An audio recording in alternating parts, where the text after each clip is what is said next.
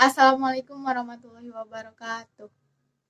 Halo Sobat Biologi, kembali lagi dengan saya Zahra Salsabila dari kelas 11 IPA 4. Kali ini saya akan menjelaskan materi tentang sistem gerak pada manusia.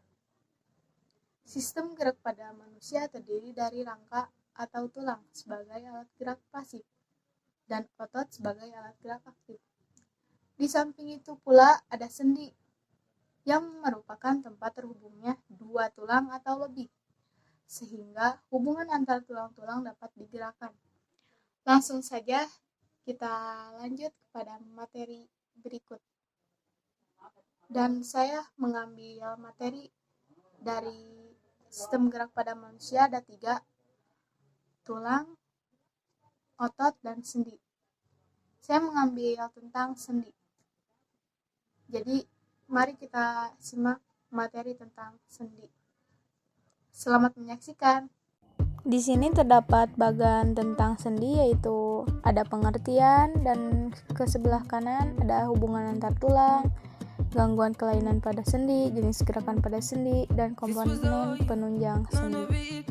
Baik, kita masuk pada pengertian sendi. Apa itu sendi? Hubungan antar tulang disebut sendi. Berdasarkan besar kecilnya gerakan yang terjadi, tipe persendian dibedakan menjadi 3 macam, yakni sinartrosis, amfiartrosis, dan diartrosis.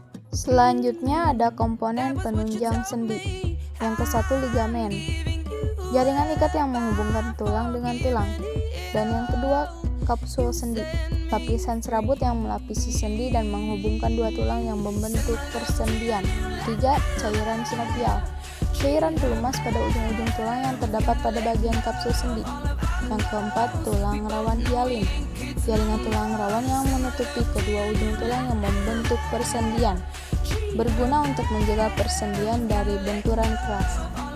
Oke, sekarang kita lanjut hubungan antar tulang, artikulasi atau persendian.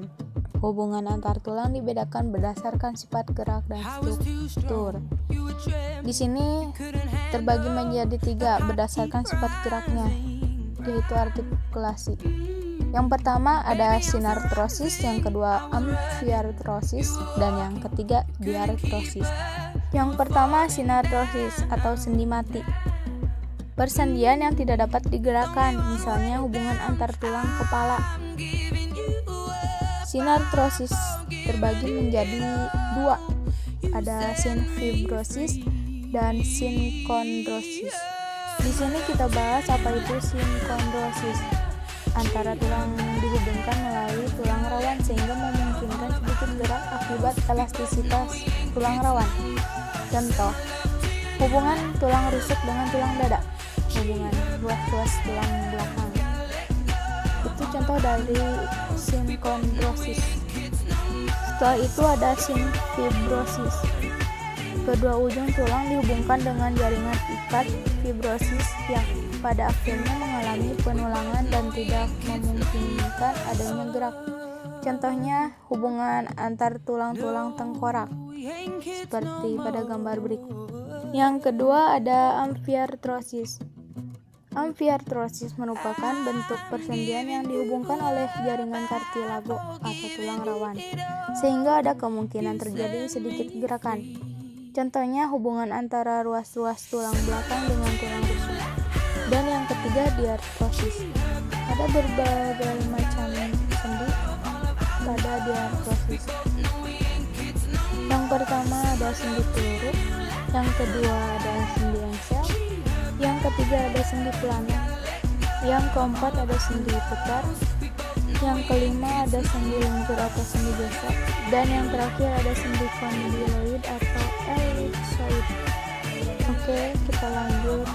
Sendi berdasarkan struktur terbagi menjadi 3, ada sendi fibrosa, sendi cartilago, dan sendi sinovial.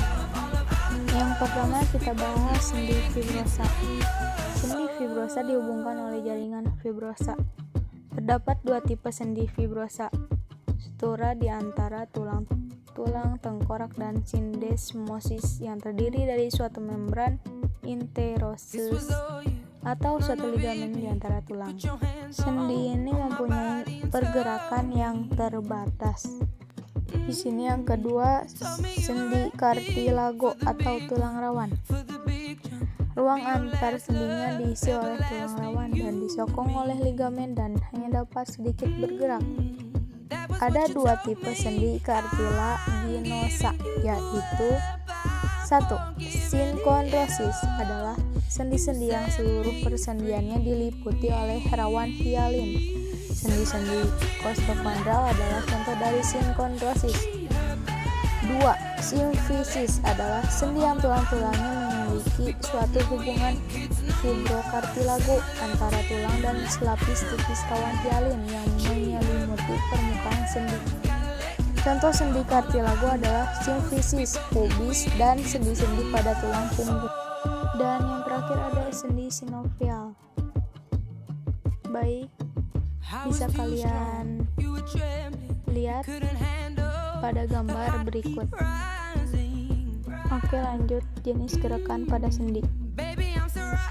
Oke, yang ke-1 ada ekstensi, gerak meluruskan. Perlawanannya ada fleksi, gerak menekuk, membengkok. Misalnya gerak siku, lutut, dan ruas jari. Yang kedua ada abduksi, gerak menjauhi badan. Perlawanannya ada abduksi, gerak mendekati badan. Yang ketiga ada depresi, gerak menurunkan. Perlawanannya ada elevasi, gerak mengangkat. Yang keempat ada supinasi, gerak menengadahkan tangan. Perlawanannya ada pronasi, menelungkupkan tangan. Yang terakhir ada inversi, gerak memiringkan telapak kaki ke arah dalam tubuh. Perlawanannya ada eversi, gerak memiringkan telapak kaki ke arah luar.